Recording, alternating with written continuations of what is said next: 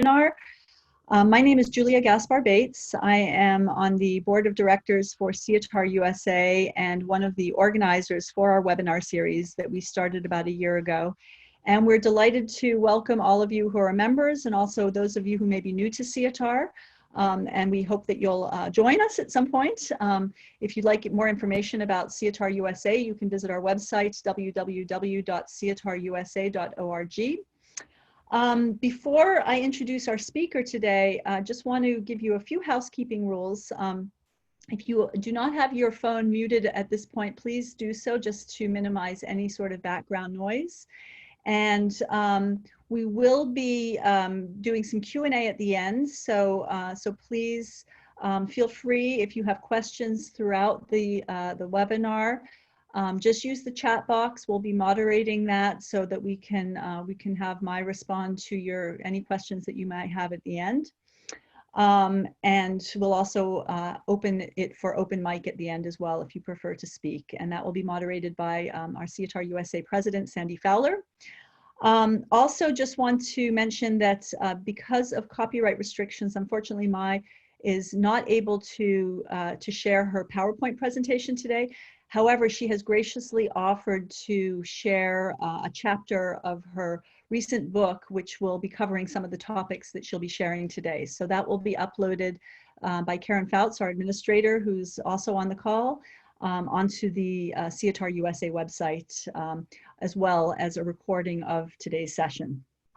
So without further ado, I'd like to welcome our speaker today, Mai Nguyen, who is calling us actually from Australia. So we're incredibly grateful because it's in the middle of the night for her. And I think she had planned to be back home in Netherlands and got stuck in Australia given the recent situation. So I'm very grateful that, that she's still able to join us so late in the night for her. Mai was born and raised in Vietnam, but is really quite the intercultural globetrotter. She started her career as a journalist working in the Asia Pacific region. She subsequently studied in the United States and then eventually went to the Netherlands where she did her PhD in Utrecht. And she currently is an associate professor at the Amsterdam University of Applied Sciences. On a more personal level, I had the opportunity to meet with Mai and to have a delightful lunch with her in the Atlanta conference, and I believe it was her first SIETAR USA conference, during which she gave 2 standing room only presentations. So as Sandy and I were speaking during the conference, we both said, we need to get her in for one of our webinars. So really just an incredibly timely topic as we look at the connection of neuroscience with the intercultural field. And I don't want to take the shine away from Mai, so I want to welcome you, Mai, and thank you very much for being here today. Thank you, Julia. Thanks for all your kind words. So yeah, I remember Atlanta so well, and I delivered a workshop on change management and another one on intercultural communication and the neuroscience, so the biology of that. So I'm very happy to be able to have this opportunity to do the change management workshop again. It was 1.5 hours in Atlanta, so and we have about 1 hour today, so I'm going to go a little bit fast. What I would like to offer, just like Julia said, is to give you the book chapter on that, so you will have more information than what I offer on the PowerPoint. I think Julia talked a lot about me, so I think that's enough. I'd like to start. And if you have questions, I would be very happy to answer at the end. So today we're going to talk about the change management, but people talk a lot about change management. What I would like to offer is something with insight from brain science. I'm interested in neuroscience for the last 5 years, and for the last 2 years, I'm a student of a master's degree in applied neuroscience at King's College in London.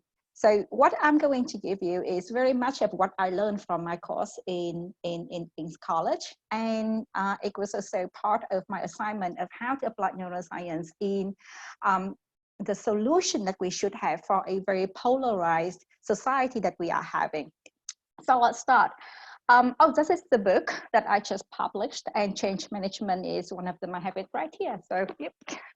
So in this book, I cover a lot, all with the biology first, so the neuroscience, the topic, and then the social science, the topic. We're going to cover change management today, which is one of the chapter. So our objectives are two bullet points. Number one is I would like to share with you what is the brain science behind our habit and why is change so challenging. And number two, I would like to give the framework, which is my assignment at King's College, of how to identify the areas of change that we can influence to make our change more successful. So the need to change is immense. It's a very critical criteria for development, but we all live in a VUCA world, especially right now. People want to change. People have to adapt from an office life to a stay-at-home life. So everybody is talking about how can I adapt to this new situation in a sustainable way, in a healthy way. So the need to change is immense, but the rate of success is very, very low. I have a very interesting, let's say it's a meme here, it's very famous on the internet. But if you ask around who has been successful in New Year resolution, then I would say anyone who say yes deserves a medal, because we only have 10% of the New Year resolution reach the success level. And when it comes to organizational level, the percentage is only 25%. So we see that change is needed, but the success rate is extremely low. Now, why is change so challenging? To make it very memorable, I will ask your permission to use very casual language here. So I say the brain is change is challenging because the brain is lazy. The brain is a control freak, and the brain is also a copycat. So we're gonna explain each of them one by one. So first, the brain is lazy. It's lazy in the sense that it wants routine, it wants to save energy, and it wants to be cost effective, because we should focus on tasks that are important if it's needed. So in this picture, you see a habit loop, and the brain is in this habit loop. The striatum is linked with the sensory motor cortex. So it makes our habit very much automatic. And in contrast, the goal-directed behavior is linked with the prefrontal cortex, so or the cognitive and emotional processing. So our action is more calculated. Now, the brain is also lazy in the sense that it doesn't like shifting between tasks, and that is why we should not do multitasking, because this kind of shifting costs about 40% of our productive time. And when we change, we tend to lose what we have had. And the brain, being very cost effective, doesn't like it. Change, well, we can say that means loss, and change means effort. No pain, no change. Now, we have a lazy brain, but we also have a control freak brain as well, in a way that it wants us to get away from threat in terms of, for example, certainty. And it also wants us to have more reward in terms of familiarity and similarity.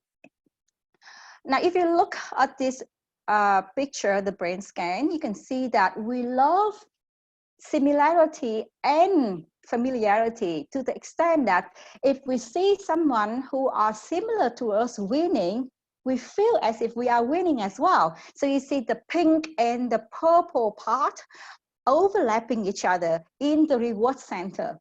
So why is that? Because similarity is a kind of confirming our own ego that we are good. And the brain loves familiarity because it means safety. Even when what familiar is bad, we still get used to, for example, a toxic working environment or a relationship. So it's saying that the known evil is better than the unknown angel, if I remember correctly. Now, because the brain because change means uncertainty. The brain often predicts the worst when it comes to the unknown. And what just imagine when your partner or your children come home late, what runs through your mind? You imagine all kinds of terrible things that could happen. And so the stress caused by uncertainty is often cost the most energy because the brain wants to get ready for the worst case scenario. So in this picture, you will see, this is a very interesting study. You see that we see a peak of stress reaction when we face uncertainty. We don't know what's going to happen. So finally, our brain, our lazy control freak brain is also a copycat. To understand why, let's have a look at this picture. So you see, we have two main kinds of neurons. We have the sensory neurons, which receive, in this case, the pain signal if we touch the cactus. And we also have the motor neurons that send the action signal so we can lift our hand and not get hurt. Now, we also have the third kind of neuron, that is the mirror neurons. And this is quite special because it has both function. And if you wonder where the mirror neurons are in our head, here is the picture that you can see. It's spread around the temporal lobe and the cortex. Now, having both function, mirror neurons are activated when we observe the movement and when the sensory function, but when we do the movement, so the motor function. And it's really important because it helps us to copy thought of the other people, emotion of other people, and movement of the other people. It's really important because it's a vehicle for learning and spreading the idea and making our culture, our civilization possible. But change means a battle against a whole army of mirror neurons, and that is why it is so difficult sometimes. So I'd like to summarize the first part of our webinar, why change is challenging. It's because the brain has spent a long time to evolve in a very specific way to help us to survive. And we have a very special characteristic of the brain is a lazy, is a control freak, and is also a copycat. Now, life in the modern time right now is very different from life in the savannah. I mean, in the last few weeks, our life has turned upside down, but the brain is still the same structure and the same way of working. And that is why change is challenging, because it goes against these evolutionary character of how the brain has evolved. So that is the first part of our webinar. And I would like to show you in this one, I'd like to share this one with you. This is a little survey that I sent to all of you, and I hope more people will answer. I asked why half-state framework is still being used among interculturalists, and there are a few reasons for it. I put here that about 4 or 5 say the reason that the index is still correct, nobody has ever said that the index is still correct. Believe me, I've given this survey to about 400 or 500 people, and none has said the index is still correct. A lot of people say that it's easy to use, but also a lot of people say about 20–30%. So here we have 20% of our participants say that it is a habit. It is a habit. I myself built my PhD on half-state framework, and I used that for about 15 years before I got into neuroscience. And I started to question, well, wait a minute, hang on. This doesn't sound right when I applied the neuroscience knowledge into that. So it's a change. And for me, that change took about a few years. And I can imagine that for a lot of people to jump from one theory to the other, to change our way of working, of applying theories, it's going to take a while. But our field is an interdisciplinary field. So we need to keep up with other knowledge. And I really hope that we are more open-minded to, okay, what is more out there? Let's add more into that. So let's move on to the second part of the webinar, which is the framework I would like to share with you. We have a lot of change framework existing out there in the literature. And I just listed here a few that I know. None of them has incorporated the insight from neuroscience. And I would say a few of them have the interdisciplinary approach, except one from MIT, which I will incorporate that in the framework I'm going to share with you. So the STREAP-Be framework is what I call it, has a knowledge from management, from psychology, and from the brain science. Now, this is a snapshot of the framework in a nutshell. So the acronym stands for safety, trigger, reward, emotion, alignment, people, and behavior. So change happens when people are not threatened, when the triggers are identified, when we have small rewards repeatedly, when we use emotion as a driver, and when we fight for our in-group. And of course, the change agent has to be selected correctly. And behavior, in what way we can use behavior to drive the change. So let's focus on this step by step. Now first, the S stands for safety. Now the brain on safety, I take this from Rock, has 5 issues that we need to make sure that the brain is safe. So status, that where we are on the hierarchy. Can we predict the future? Do we have a sense of control in our life? Do we keep a good relationship with the people that we love? And finally, are we being treated fairly? So here is, now if these issues are violated, then fear happens. And this is the scan, the PET scan of the brain on fear.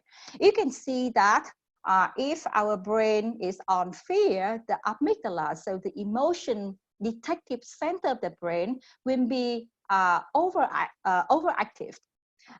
And if you see the 2 white arrows pointing to a big area of green, that is where the amygdala is getting hyperactive. And if this is a situation in a long term, then when we have inflammation and a lot of disease risks. Now, what about the strategy to deal with this safety for the brain? Here we have trust, which is a deal breaker. I have a very interesting research here to share with you. This is a trust game. And in this study, a group of people was given oxytocin. So it's a love hormone, it's a cooperation hormone, it's a hormone that makes you very generous and open-minded. Now, these people were given that, and it was administered through their nose. And then they played the trust game. The result is the oxytocin group remain their trusting behavior even after they learned that their trust had been breached several times. So you can see that trust is a deal breaker in the change process. Then we also have several choices, not too many. Why? Because if we have too many, then our brain will get overwhelmed. That has a lot to do with our to-do list. I mean, I don't know how many of you have the to-do list, but we are very often overwhelmed by so much that we have to do. I used to have that too. And in order to do that, we may want to think about to-do list with only several tasks that we're sure we can manage, and that would calm the brain down because, well, I can do that. And the next one is control. Let people control their own course. So there's a study that says that people are willing to give up 20% of their salary in order to have greater control of their work. And then we have clarity. It's really important because remember what we have in our brain, the control freak in our brain. No news is bad news. If we have uncertainty and we don't know what is going to happen, just imagine if your organization is going through a change process, a merging, for example, and the managers are not very clear about the situation. The people just think about the worst case scenario, and that is really not good. So that's the safety. Let's move to trigger. And I would like to talk about the brain on habit. This is the MIT framework that I just mentioned earlier. So basically, the brain on habit has 3 elements. Number 1 is the trigger. It's a signal to the habit. And the routine, which is the habit itself, and the reward, so we feel great, are familiar. Sometimes our familiarity feeling as a reward is subconscious. So we are like, you know, the dog of Pavlov. We just do a certain thing without even knowing what would coming out of it. But that's the reward. It's subconscious. Anyway, I would like to show you the strategy to deal with the habit. And it's quite simple according to this framework. So number one, we need to identify the trigger. Keep the reward and insert a new routine. So I'm going to give one example from my own life, okay? I used to eat a lot of blue cheese. And I figured out the trigger is whenever I go to the supermarket, I buy blue cheese, but not when someone else does the shopping for me, because then I can go with that blue cheese for a long time. So I identified the trigger. Now, I need to insert a new routine. So I decided to think about all kinds of food that I like. So I tried olive, didn't work. I tried red wine, didn't work neither. And I'm not going to bother you with all the mundane options that I've had. But the solution is, well, you can laugh at me now, a lot of red wine. And I would give some coins to the person who would distribute the free newspaper who normally stand at the door of the supermarket. So that is the kind of a routine that would give me the reward that match up with the kind of reward that I have when I have blue cheese. And that worked.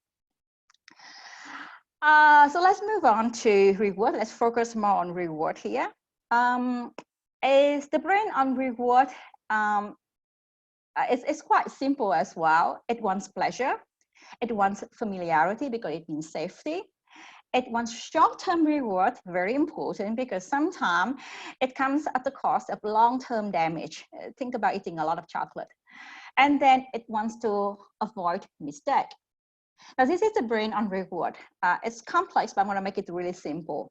For example, when someone gives you a compliment, say, you look great today. I just got from Julia that I look fresh at 1:30 in the morning.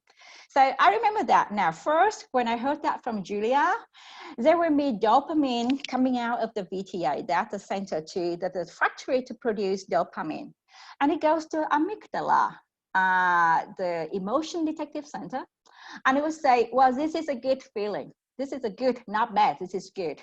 And then you would go to the hippocampus, that is the memory center. And it would say, remember who said that? Julia. Remember where it happens in the webinar. Remember how we get there. Remember that because you want to get that again. And then it goes to the nucleus accumbens. That is where you say that, okay, let's do something. That is the action center. So let's do something to get another compliment. And then the frontal cortex, that is where you consciously plan. Let's go to another webinar so I can see Julia again and get another compliment. That's great. So that is how the reward works in our brain. Now the strategy to deal with reward is surprise. The first one is to imagine the routine, the new routine, and the reward. I'm going to share with you this study from Yale. In this study, you have two groups of people. One was asked to sit and imagine that they are doing the workout as a third person. The other group also sit and imagine that they are doing the workout, but also try to feel like how heavy it is to, lift the dumbbell up and down, try to feel as well, but you sit. 15 minutes every day for 6 weeks. The result is, look at this. The second group, the one who imagine and feel, gains more muscle strength after 6 weeks. So you heard me right. You can get fit just by imagination. So there's no excuse for this whole situation that you're gonna get much bigger muscle, much bigger tricep after the pandemic is over, because you just sit and imagine and it happens. So you may find it interesting, but this is a very popular strategy for top athletes. They call it mental rehearsal. They try to imagine, they try to visualize how they compete and how they win. And if you want to give a very good training for your client, you also want to imagine that. And the more you have that mental rehearsal, the better it's going to be the quality of your event, of your action. So, it works in the mind body that way. the second strategy I'd like to share with you is learn from the mistake. So the brain wants to avoid mistake, but there's a trick, there's a way to hack it. So here's a study. In this study, you have two kinds of learning. Learning, a punishment learning, so you want to avoid mistake. And the reward learning is that I give my student, for example, a 4. But then I'm going to give them an opportunity to look back and say, why did you get a 4? How can you learn from it? What should you do to avoid it the next time? And if you do that to your student or your for other people, the clients, then the brain kind of recode it, moving from anterior insula to the ventral striatum, and that is the reward learning. So they see that as a reward if you can learn from your mistake. The last one I'd like to share is that because the brain loves short-term rewards, we need to create a series of small rewards that pave the way to a new habit. So here's an example of how I wrote down my goals for each year. And I have another one here for 2019. I'm going to share with you, sir. Yeah, it's 2020 right here, but that's a 2019. So that's the goal. Now, one way to make this successful is to create a habit so you can monitor it. So every month, actually every day, I would note down what I have achieved that day. So have I meditated today? Tick. Have I worked out today? Tick. Have I played music? Tick. 20 minutes of learning language? Tick. So basically, I kind of ticking the box and make ticking the box an addiction, a routine that rewards my brain and motivates it to do it again the next day. And I'm very proud to share with you that I have a lot of new habits being formed, established, and maintained in the long term this way. I'd like to move to the next one. So the E of STREAP-Be stands for emotion. Now, if you look around, every item in your room, just look around your room, every item in your room has a name. So you have a chair, you have a table, you have a book, it has a name. So in our brain, every bit of information has a name as well, and we call that emotional label. It's angry, it's sad, it's happy, it's relaxed, it has a name. And it is an emotion. And it is really important because it helps us to make a decision. Now, I'd like to share with you a very famous profile of patient Elliot. He had a tumor in the brain, and he needed to go through a surgery to remove that part of the brain. The problem is that part of the brain has a lot to do with emotional processing. And after the surgery, he has a reduced ability for emotion, but an increased ability for rational thinking. And that would make a little bit of a problem for him, because he normally, you can just decide things, but he could not. He would just, going from, what should I wear, a green shirt or a blue shirt? And he would just think about that, analyze it for hours, and he couldn't choose. He lacked that kind of a final nudge to tell him, okay, I like green, just go for green. Now, that messed up his life. And I quote, this is the quote from his doctor. The cold-bloodedness of his reasoning prevented him from assigning different values to different opinions and made his decision-making landscape hopelessly flat. So with a lack of emotion and a lot of rationality, he messed up his life, he lost his job, and his wife divorced him. Now, so we don't want that. We want to involve emotion in our changing. And so the first strategy to deal with change using emotion is to make emotion the driver of change. So just think about what makes people move forward, and think about, do they need pride, knowledge? Is that confidence, being meaningful, being competitive? What would make them, what would be the driver for their change? The second one would be trying to, it's very important too, to connect with the first one, is to manage emotion. And that is why mindfulness has become part of our everyday life. And I also have quite a bit of training for multinational of how to practice mindfulness as well. The third one is to create a happy workplace, because it can boost the productivity to up to 12%. And then finally, we would like to have storytelling. I mean, storytelling is big in our SIETAR community, and I'm so happy to see that, because it has the backup from brain science. You can see when someone tells a story, and if it's a good story, our brain reacts as if we ourselves experience the story. So it's really effective if we make change in the sense of the story. And remember the mirror neuron, it has the help of the mirror neuron in this case.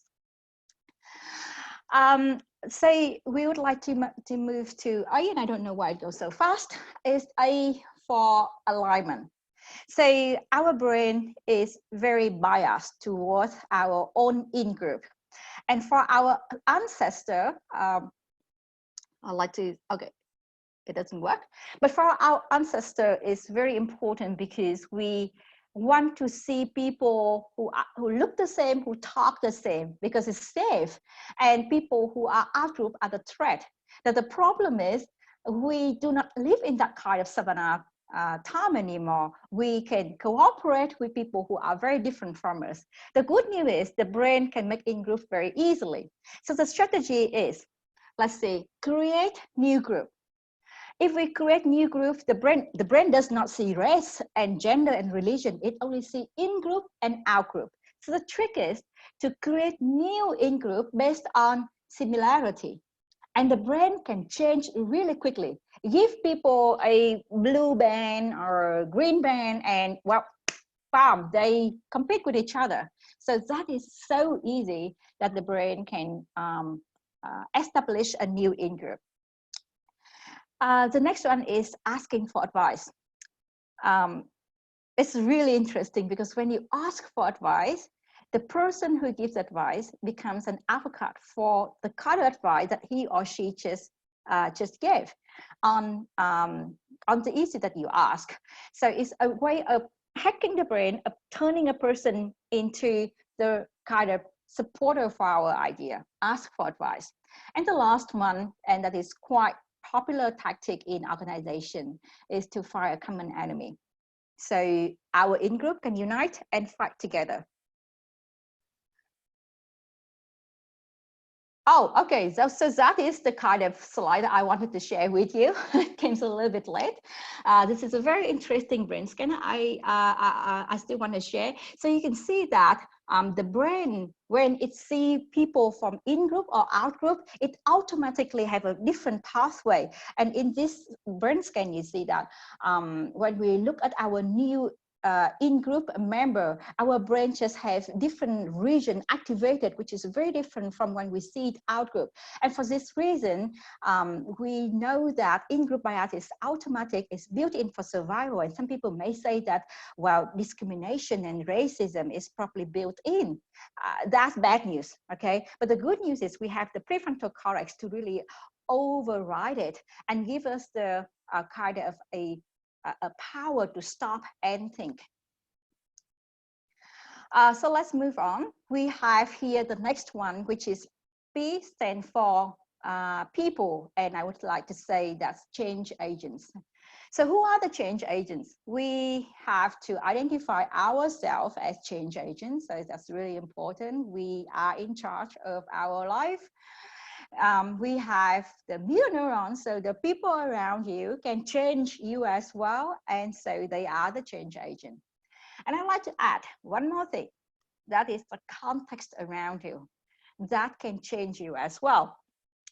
So let's look at this study. It's a priming study. So in this study, people who were given a text, and in that text there are plural pronouns, so we, our, and they, and the other group was given also a text, the same text, but the plural pronouns were replaced by the singular pronouns.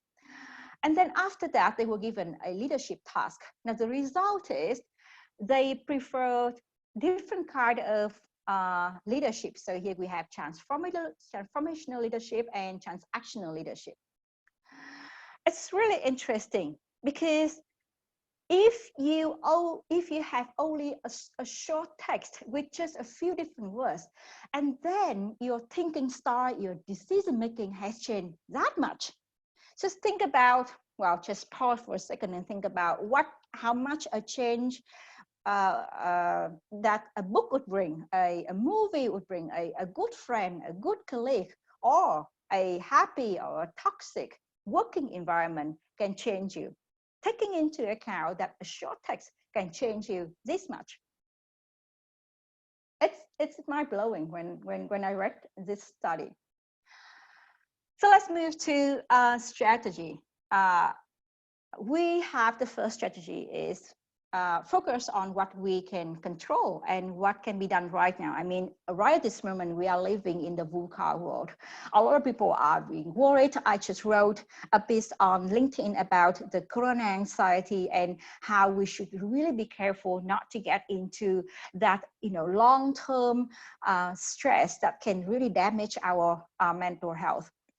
So what we can do is not try to limit, the amount of news watching, try to see where the news comes from, and try not to get overwhelmed over that. Focus on what can be done right now. I can write a book, I can paint a picture, I can, polish my training skill and everything. Create a new routine and make that a new normal. And it's really important that worrying is not really helping. It's a rehearsal for failure if we think about the connection between brain and the body. And the second strategy we would like to do about the brain side, the B for people and change agent, is that we need to pick our companion wisely. So there is a saying that you are the average of your 5 best friends in terms of power, in terms of money, in terms of success, in terms of confidence, in terms of knowledge, in terms of education, everything. So think about 5 friends that you have. They are they are the most influential change agents in your life. And think about yourself as the average of them. It's, of course, it's oversimplified, it's really oversimplified, but that's a way to think about who are the people around us. And also another study, I forgot to put the reference here, but in this study, they figure out that friends and colleagues actually influence our personality building much more powerful than parenting and education. And that's probably the reason why that you have several children, but they grow up and go completely different direction. The last one I would like to share with you is to brainwash yourself. I mean, the context around you just brainwashing you moment to moment without you knowing about it. Right at this moment, it's brainwashing me. So if we know that the context is brainwashing us subconsciously, I think it's much better to, okay, let's join in the process and proactively feed our brain with what you want it to be. So think about the social media that you have, think about the books that you read, think about the movie that you watch, think about the friends you hang around, think about the people that you admire, think about who you are talking to, the neighbor that you pass by and say hello. It's really important that we make an evaluation of the context around us and be aware of the fact that they are changing us without us knowing it. So we better be an actor, an agent in that process as well. The last one is also my favorite one, is B stands for behavior.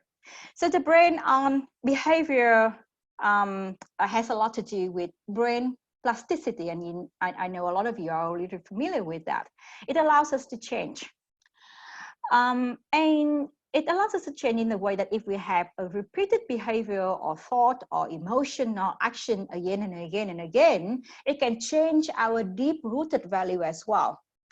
And I love this one, but the body list and the mind follows. The body is the behavior. The mind is the brain. If you keep having a certain behavior, your brain will change. I'd like to show you this little video. I love this video. It's very simple, to the point, and it's amazing. It's neurons on a petri dish. So it's neurons, but it's not on our brain, it's on a petri dish. That's what we normally have in the lab. And I'm gonna press play so we can see the time-lapse video of how a few neurons started to have a few connections with each other, and with time they just grow and connect, and make from a garden making a forest out of it. So this is what happening in your brain day in and day out. And it helps us do everything. It helps us to forge a new pathway, to create a new habit, to really change ourselves and change the culture around us. And this video is, I say, acting as a reminder for us to be aware of the direction that we are letting our brain building the new connections. So it depends on the stimuli around us. This is the way that we are building our brain. So again, the context, the people that you hang around, the book that you read, the stimuli that you kind of let your brain getting in every day, then these are the bricks to build our brain. So the material to build our brain. So in a way, we should choose our own material wisely.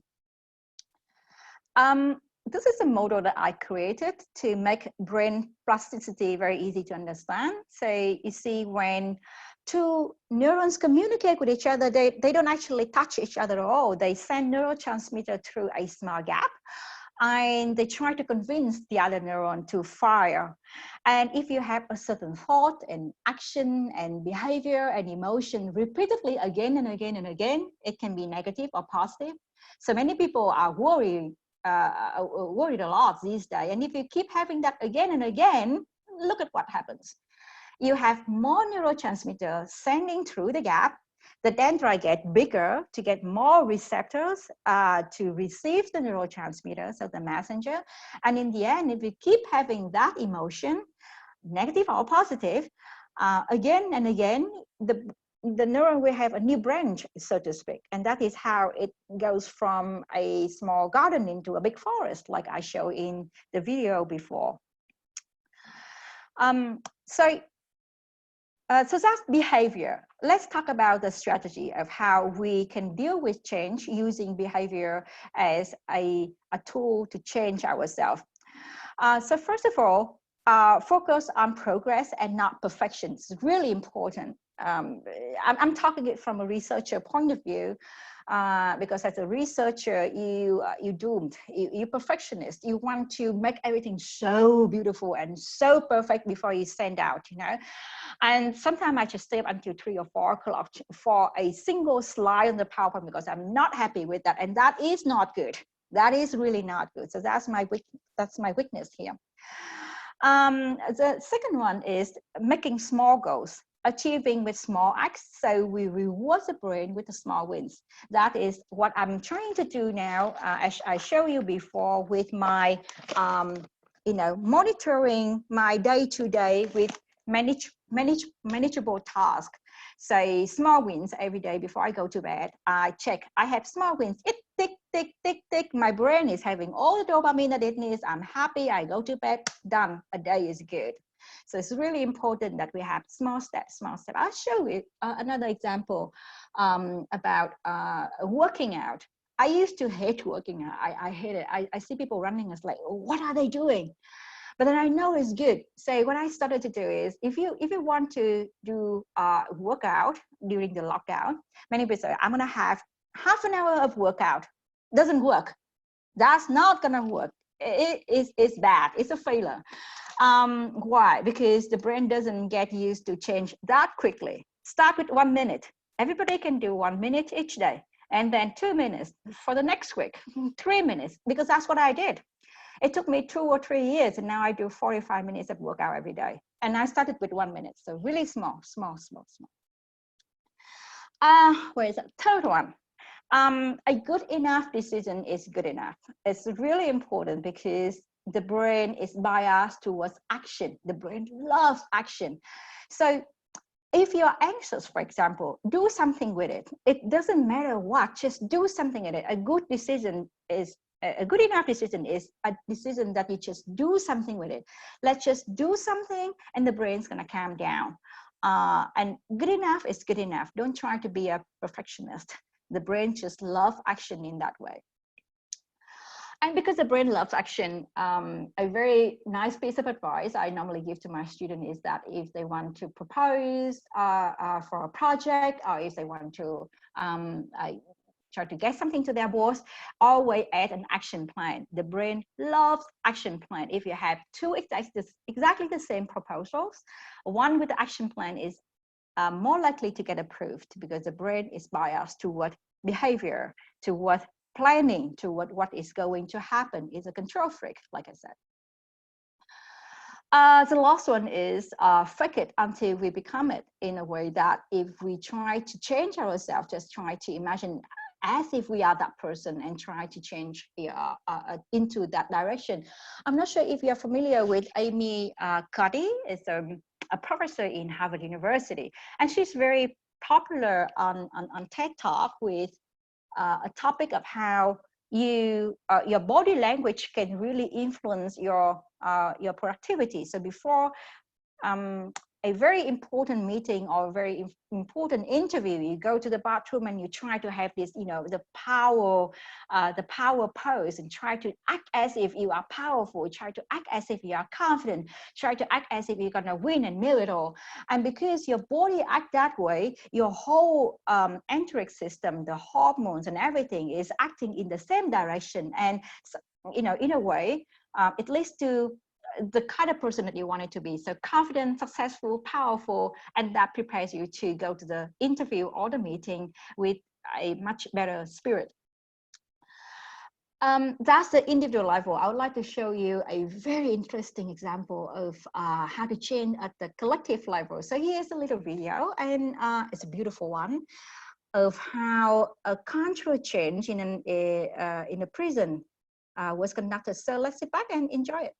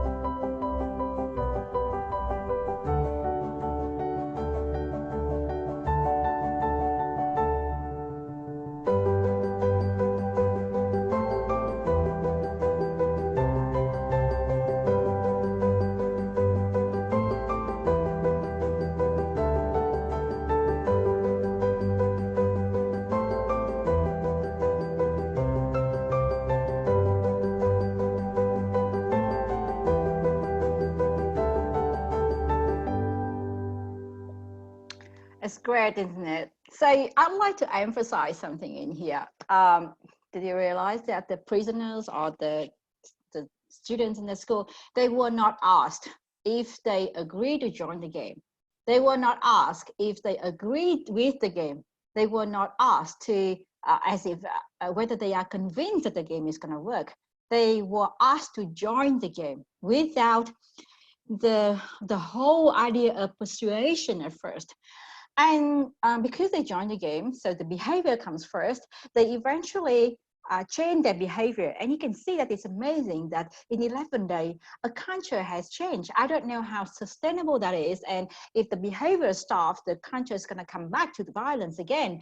I couldn't follow on that one, but I just want to give you a beautiful example of how quickly culture can change. When I ask people, do you think that organizational can change? Some of them say, no, never, impossible. But when I show them this video, they say, oh, okay, that's one way to look at that. And I love this because behavior is one of the best way we would like to emphasize the change process. I also would want to, because many of us are interculturalists, we are so influenced by the static framework of culture, which basically is about value leads to behavior, because you have a certain value. You know, you're born with you born as a blank slate. Yeah, culture is the software of your brain, according to Hofstede. I was born in Vietnam, so I probably had the Vietnamese software in my mind, and that value, that software, shaped my behavior. That's one way street, value to the behavior. And with neuroscience, I have to question that. And a lot of us, I will question it. We have the static paradigm. So Hofstede is a big leader in that paradigm. But we also have the dynamic paradigm, that the value and behavior are the two great streets.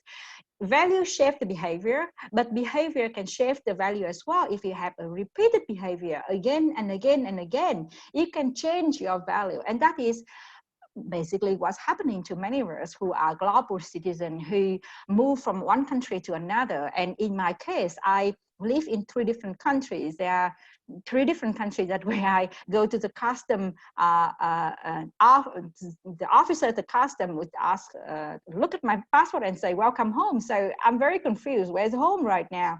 And if people ask me what is my identity, it would be very difficult for me to really point out, okay, this is the word that I want to identify myself with. This is really impossible because of my lifestyle, of my behavior has shaped my values and changes to a totally different way. A terrible cocktail, I have to say.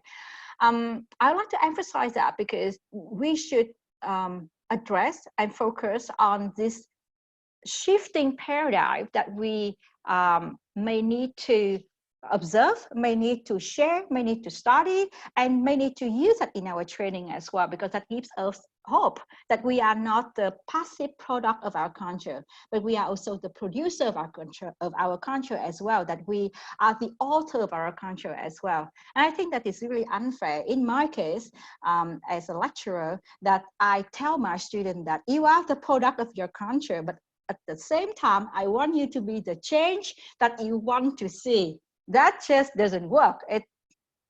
It's conflicting. So I find it really interesting to show them that, okay, there's another way as well. You are also the producer of the culture. Culture shapes you, but with the repeated behavior, you can change the culture. You are the change agent. You are the generation that is going to shape this whole world, and their face just bright. So that's my little story. So let's finish this because we are coming to the end of our second part. The second part of the webinar is about the change framework, the STREAP-Be. So here they are again. Safety, people are not threatened. The change is sustainable when people are not threatened, and their threats, their safe issues are addressed. We need to identify the trigger. We need to keep the reward and put on the new routine. We need to have repeatedly small rewards so our brain is addictive to those rewards and make it a routine for it to have that reward again. Emotion should be the driver to change. And we need to identify our in-group, change our in-group in the way that we want, so we can change in the direction of fighting for that in-group. People are very important change agent in our life, beside ourselves. And the context around us also subconsciously changing us. So we need to be part of that process as well. And finally, fake it until you become it, because behavior is the direction that our mind may want to follow. So with that, I would like to conclude with something that I put in my book. So, but I think it fits on. So we are the kind of species that it's very difficult for us to change. But there's one thing very special about us human is that we are also built to adapt. And we are also special in a way that we are the only species that we can do it deliberately. We can decide that I'm going to change today, and we can do it. No other species can do that. That's so special about us. As Julia said at the beginning, I cannot share the PowerPoint with you, unfortunately, because of the copyright, but I have a sample chapter on change management that covers what we just said. And I also have an article on fear-free cross-cultural communication that criticizes the kind of static paradigm that we are having and put on the neuroscience inside and think, okay, in what way we can have our practice and our theories and practice in a way that are more open-minded, that are more, generous to other disciplines and invite them to contribute their insight as well. And I'm also trying to organize a special interest group who are interested in organizational neuroscience, which is a new discipline, and communicate with each other, sharing with each other, and probably go to conferences and share some session as well. So if you're interested, I'm very, very happy to be connected with you on LinkedIn or through my email. That's it. So thanks a lot for listening. I can't see you, so that's a bit weird, but I'm very happy to see some of your questions right now. This is Sandy Fowler. I would like to thank you. A number of people have as well. People are finding your information very powerful and very current and topical in our time right now, where we have to make major changes in our behavior and in our feelings of safety and our emotions. You speak to all of us. So I would like to invite the people who are on the call, on the webinar, to unmute and go ahead and ask any questions that you might have. Actually, you just got one on the chat room. Annette asked you to please put up the slide with the strategies for safety. Okay, so I'm going to open the chat room right now. Oh, wow, now I see that. Thank you so much. I see all the messages that you sent me. That's great. So which one should I address right now, Sandy? Mike, can you put up the slide for safety? Perfect, I will do that. And where is safety?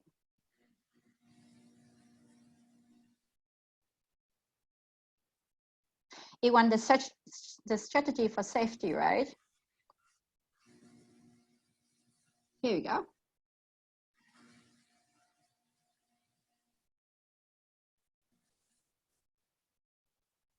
This is what you want.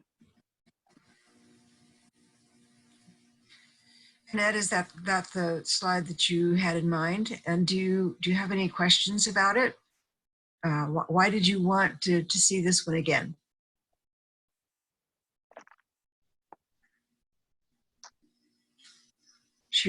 Okay, Annette, you want the strategies. Yeah. If you. There you go.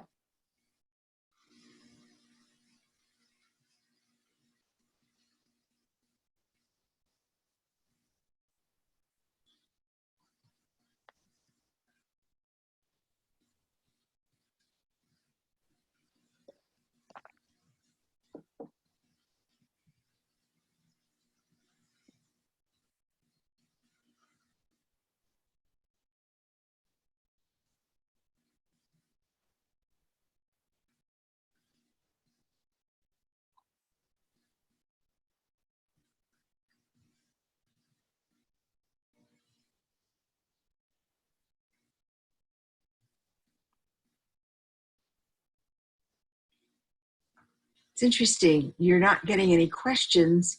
You're just getting compliments on your presentation. That's gotta be, got to feel good. Okay, I'm going to, okay, where is that?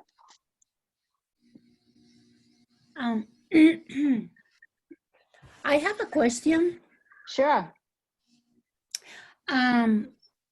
So this is about the alignment piece. Yes. And so can you give an example, for example, an organization that is trying to implement diversity, equity, and inclusion initiative? Yeah. And what happened generally is that certain groups, maybe like if it's a scientific organization where mainly men and white are the ones that have power and status, etc., etc. And now we're trying to say, hey, you know, we need women, we need people of color, we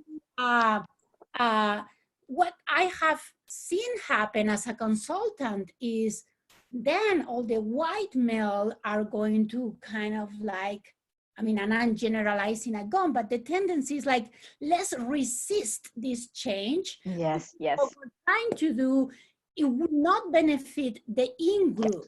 Plus, we have the status and we have the power, so we are going to really stop this initiative in different ways. We're going to resist actively, passively, on all that.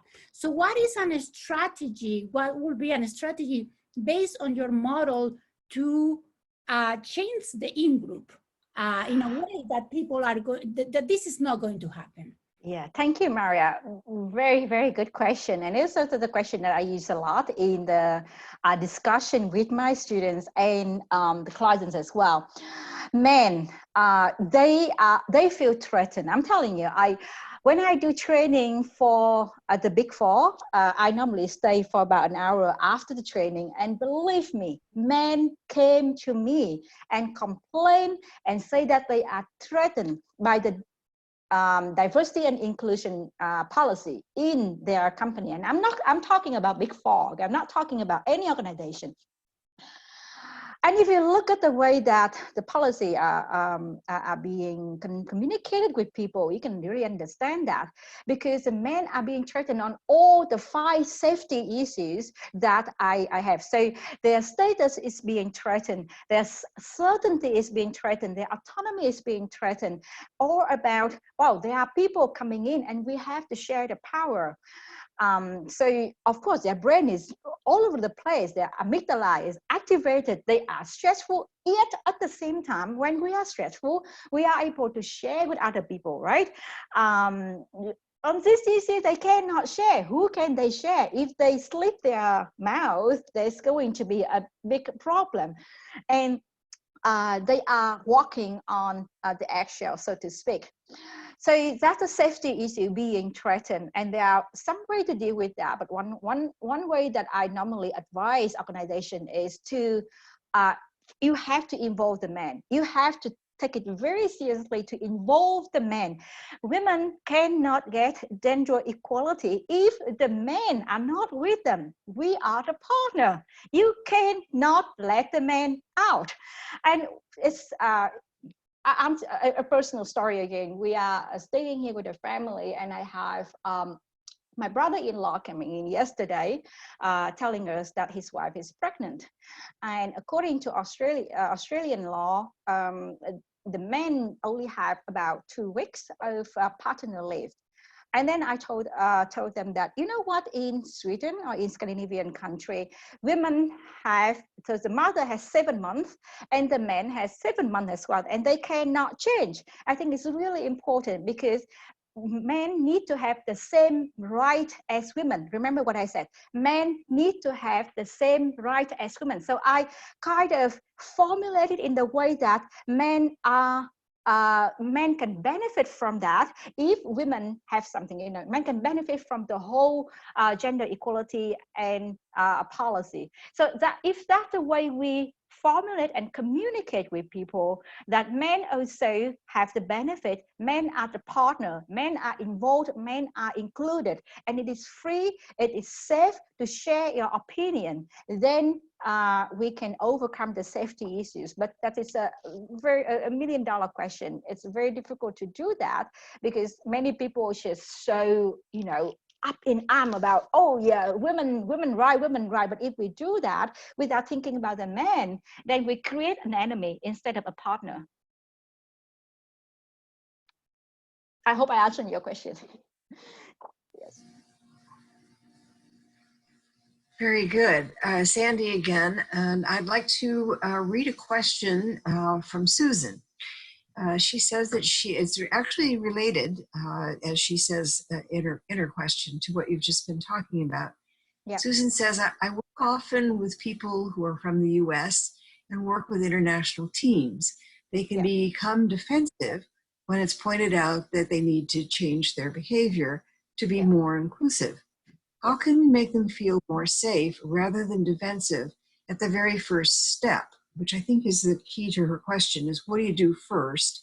Then she goes on to say that it is similar to the question about men feeling threatened, but in this case, the people I'm working with do not see their biases. How do we make them see their biases and triggers to behavior without making them defensive and threatened? I think it's a very good question as well, because the answer is,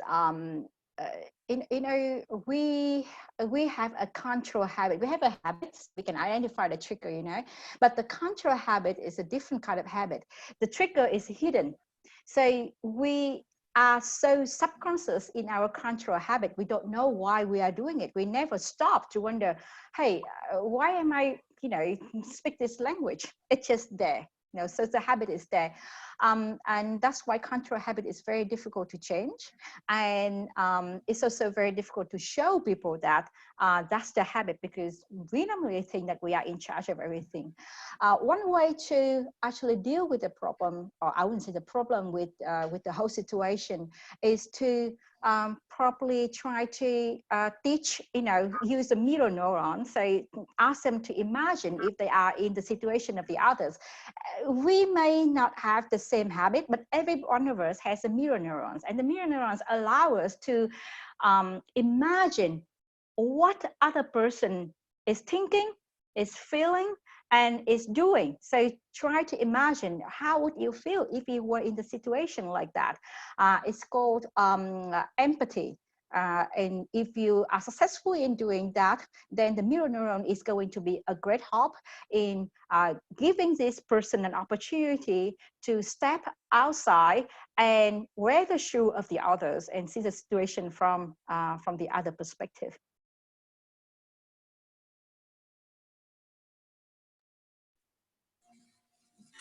That's an interesting suggestion. I'm sure that people are thinking right now how to use that suggestion, because it strikes me as something I wish I'd known or thought about many years ago when I started doing training. Yes, yeah.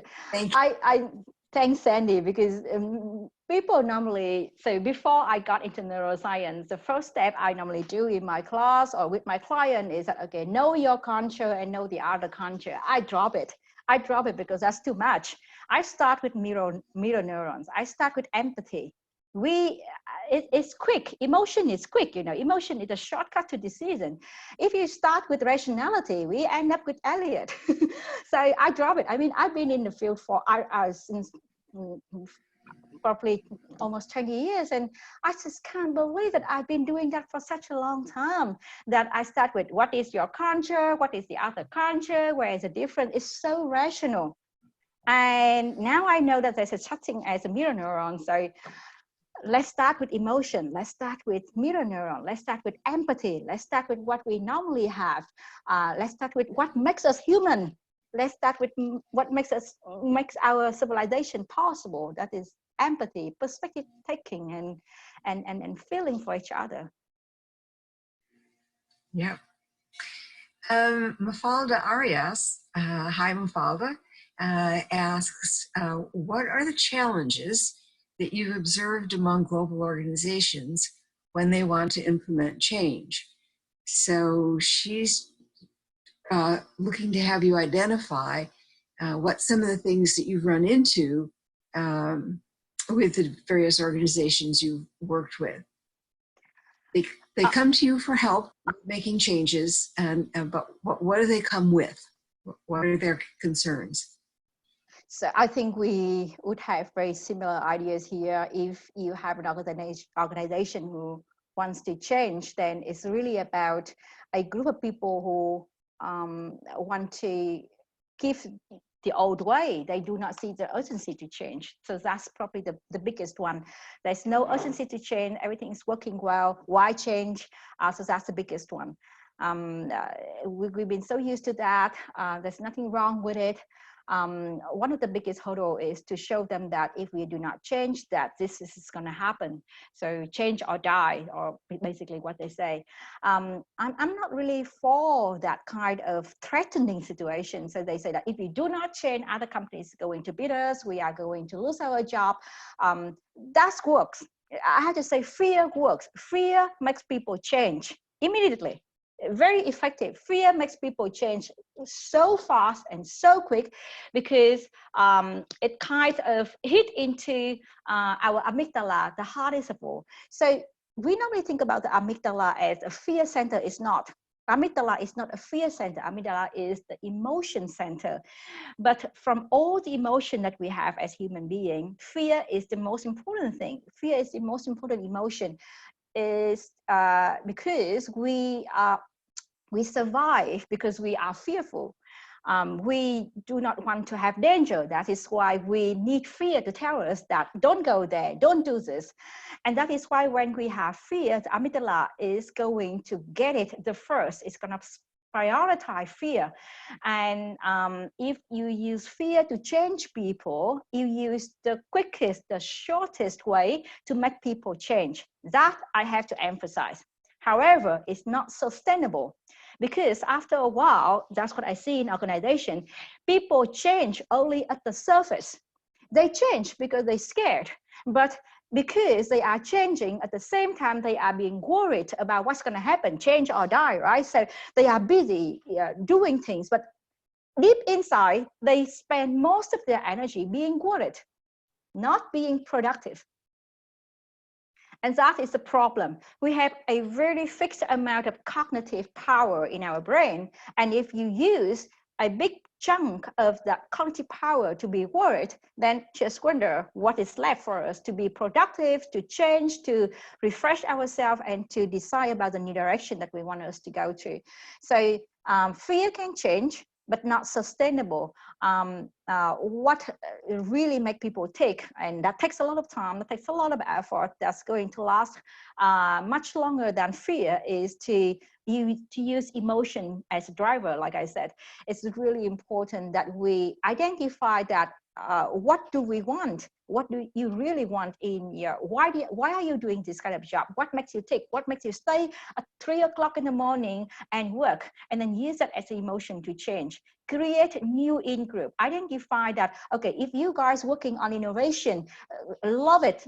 Identify those new group, let them work together. Google, for example, a great example from Google. Google used to, I'm not sure if they're still doing that, Google used to give employees 20% of their time to do whatever they want. So, you know, autonomy, choice, control, whatever you want to do it, 20% of your time. And you know what, that 20% leads to so many effective products that Google are still using until this day. This is really important that you take time, you take effort to go to a sustainable way, you know, use intrinsic motivation. I talk about this book because I just published it, but I can say it again because it's also a product of the time that my boss gave me. So when I was promoted to professor, my boss said, okay, you have 45% of your time, do whatever you want. I said, okay, let's give me those amount of hours. I wanted to write a book on management and insight from neuroscience. And I want to have my master. And my boss looked at me like, really, you want to do that? Yes, I want to do that. So he gave me 2,000 hours. And you know what? I probably spent 5,000 hours or more on all those projects.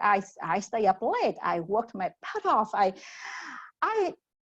just spent so much energy because I loved it. And that's one way to make people change. You know, using emotion and using intrinsic motivation as a drive.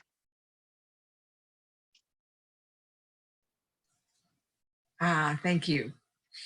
It is interesting when you turn people free and support their innovation and their ideas, what you can get from that. Yeah. I don't see any other questions in the chat room. If there are any questions, well, let's see. We do have a couple more. Victoria has just asked, how does neuroscience explain those who are completely on the opposite end of the spectrum? Can they see possibilities and are open to rapid change? People who can see possibilities and are open to rapid change. Huh, interesting. I don't get the question. Okay, so the people. But Victoria seems to me to be asking, and by the way, the reason that I do read these questions is that some people just call in, and so they can't see on their screen what the questions are. So here's the question. So she is saying that there are people at the very opposite end of the spectrum who are immediately open to rapid change. They don't have to be convinced, they don't have to be persuaded. So how do you explain? She's asking how science explains those folks. I get it. That's a very interesting question. And I do have a hypothesis. I have to say that it's a hypothesis, okay? It's a hypothesis that has to do with a very special version of the dopamine receptor. So these people are risk-taking people, okay? And when I look into uncertainty, the biology of uncertainty as a value, I found out that it's also rested in our gene as well. So it just imagine many years ago, our ancestor migrated from Africa to different parts of the world. And so during that time, our gene, our DNA evolved to support a new kind of environment, new kind of lifestyle. And one of the part that our DNA changed is that some people have a gene, it's called the risk-taking gene. It takes longer for them, it takes more dopamine for them to get satisfied, to settle down. The further you move away from Africa, the more likely you have that gene. So if you look at the population, the Native American people, for example, they would have more of this risk-taking gene. If you look down south to the South American population, they also have more risk-taking genes. Now, that's a hypothesis that these people it may take a little bit more dopamine, a little bit more time for them to really get to the level that normally the standard for other people. These people may be open to change. These people may be open to flexibility and new things and the unknown in life, the uncertainty in life. And that is really interesting because if you have that kind of prepositions, I would say the genetic makeup, it's probably easier for you to adapt to a new culture. So being interculturalist and to change the culture as well. So because if you are risk-taking, you are also more likely to break the rules. And that is a very important trait for leadership. There are a few studies that connect risk-taking gene and leadership. You break the rules, you skip class, and you become manager. That's great. Anyway, that's one side of the story. Risk-taking genes may make us more open to change. However, there's a downside as well, that you may get bored really quickly. And that is also proved in the study as well, that they may hop job, they may hop to different option. So we have both sides of the story in one gene. What to do with them? I don't know. I have no idea. That's a very good question. I think we don't have people who are absolute risk takers, because as human, you cannot an absolute risk taker because you're gonna kill yourself very soon. The amygdala in our brain has to be there for us to survive, you know. For some people in the history of medical literature, the amygdala was removed from their brain, and these people become so reckless. They take risks all the time, and finally they hurt themselves and probably kill themselves as well. So for our survival, we need to know where is the limit. And probably for these people, if we ever have them in our life, I've never seen any of them, but if we have them in our training room, we probably remind them of stability. We need to remind them of obligation to family, to themselves, of the possibility that they may get hurt, of the dark side of the story. If you keep, getting to that risk-taking size. I'm not sure if that's a hypothesis, but a very interesting question. It is. Actually, that's a very popular subject for study by psychologists. Risk-taking. Oh, yeah. There's a number of psychologists I've known over the years who have right. made that their life. Trying to understand that phenomenon. Okay, we have about 7 minutes left, and there are two people. One has a question in the chat room. The other, Antumo, said he would like to ask it live, his question live. We'll take Antumo, and we will take Ruth. We'll do Ruth first. And she wrote, if you're trying to implement change, how do you work with those who are very low or have no empathy? So if you have a person who is not empathetic, what can you do that appeals to them, that gets their attention? There's a very interesting study that proved that 1 in 5 executives are psychopaths. Have you heard about that? 1 in 5 executives in the business world are psychopaths. I was shocked, but then when I teach at business school for the last 15 years, so I know that, and I think we are responsible for it. These people have no empathy, or very little empathy. These people do not take the other people's feeling and emotion into account, or to a very minimum level.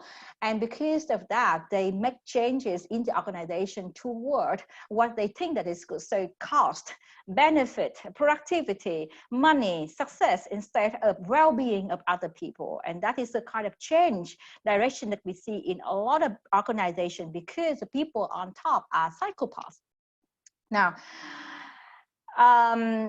there's so many studies that point out that the financial crisis that we had in 2008 was also part of the reason was because our business, the top business leaders, are psychopaths. They care too much about profit instead of really think about the sustainability, and that's why sustainability has become the new goal for the UN. And if I look at the way that we are doing in our own university, I teach business, and I say that, oh my God, look at that. We promote that kind of behavior. We want our students to be rational. We want our students to be clear thinking, to really have this cost effective, the black and white, the pros and cons all the time. And that changed them into a kind of psychopath. And I'm not very surprised that some of my students that I am seeing right now after 10 years after graduation, they change completely. They surprise me, and they sadden me so much, because, wow, where is that beautiful, wonderful person that wanted to fight for the goodness in the world? Where is that now? It's all talking about different things, money, success, and not really about the stuff that he or she was so passionate about. So I have to say that psychopaths, yes, there's genetic makeup, there's biology playing that, but also there's our role of educating, promoting, and put them as a poster child in the business world that use rationality. How to deal with them? For those who have the biology makeup, I have no answer, because I'm not a neuroscientist, I'm not a medical doctor, I have no answer for them. But for those who have become like that, if they have become like that and they were not born like that, then of course the answer is they can also become a different person because they have changed, they can change again. So again, mirror neurons, again, you know, use empathy, try to think of them as someone who can change, try to think of them as not a closed case, not not a dead case, but someone who can change, show them that it's possible to gain, to benefit from being open, being sympathetic with other people. Also show them the benefit of happiness. This is a free course being offered online right now about happiness. And it's really amazing because if you look at all the studies that show, you can show them that, okay, these are the things that people think are going to make them happy. Money, a beautiful body, success, good position, power, everything. These things turn out to not make them happy at all. And if you show them all these kind of study, well, hopefully with a good coach, a good program, they're going to become, or they're going to return to, you know, the beautiful version of human with empathy, with feeling, with a heart for others. So that's one way to look at that. Very good. Ruth had asked for a reference on this particular study. Victoria provided one, and so I would like to move on now to Antimo. Antimo, you said you had a question. This will be our last question. Thank you so much. This was amazing. If this would be going for the rest of the day, I'll be glued to my computer. Thanks, Antimo. So I take, in everything that I do lately for the last 2 years, an approach founded in neuroscience, because I'm becoming a firm believer that if we can understand what happens in the brain, then we accept it more, and change is not as hard to achieve. However, the obstacle is always that, especially the corporate mindset, is one that wants to go fast and easy. Give me 1 hour model. What's, you know, how can I make this effective in such a short period of time? So my interest right now to be able to make the case for corporate type America or the world is there any research that shows how, if there are models, data that shows how receptive is the corporate mindset to this approach? It's just another way to convince them that taking this approach ends up being a desired result and can change an organization successfully. So whether you have it, you want to share it via email sometimes, but any data that again helps to make the case that this kind of approach is working, and yeah, because it feels like sometimes if this kind of work was vastly distributed on Harvard Business Review, Fast Company, boy, they respect that, they implement it right away. So that's in essence my question. Thanks, Antimo. Yes, neuroscience is making a big change. So like I said, I'm trying to set up a special interest group on organizational neuroscience. Why? Because neuroscience is really giving insight, it's really making us think again and reevaluate our models and our practices. It's not that far yet. As far as I know, the STREAP-Be framework is the first change framework that incorporates neuroscience. And I created this one last year, and I've been trying to give it to my students. Now, I teach master students, they are middle management, and I teach part-time students, they are also working people. I normally give them this framework, ask them to identify what they want to change in their company, and use the framework to create a solution and submit those solutions to their managers, or try to do that in their department. And I've been trying to do that for the last 3 semesters. I have so many, different essays and different kind of solutions that they submit. The usual reaction is that, well, that's good, because they can really think of different solution, different ways of doing that, instead of, you know, there's no process. Normally we see change as a process, but that's not the case. Change is not a process. We go this way, go back, you know, like a zigzag, you know, and all of a sudden when the stimuli or the motivation is dead, and then we turn back to our old time. So change is not a process. That's what I learned. And this model is not a process. So you can really apply to different aspects, and you can just say that, okay, this aspect in my organization is already good. We don't have to do that anymore. So you can really pick and choose, you know, kind of a cherry picking. I would love to write something about it in the popular media, you know, like Fast Company or Forbes, just to show how the model works. But at this moment, it's still in a chapter, is applied to my students who are working people, who are middle managers. And I would love to have a few more PhD students to work on that and apply it to other companies. If you are interested in that, I'm very, very happy to, you know, that's why I'm giving you the chapter for free. So if you are interested in, you know, having a research out of it, please contact me, and we do something together. Great, thank you. Okay.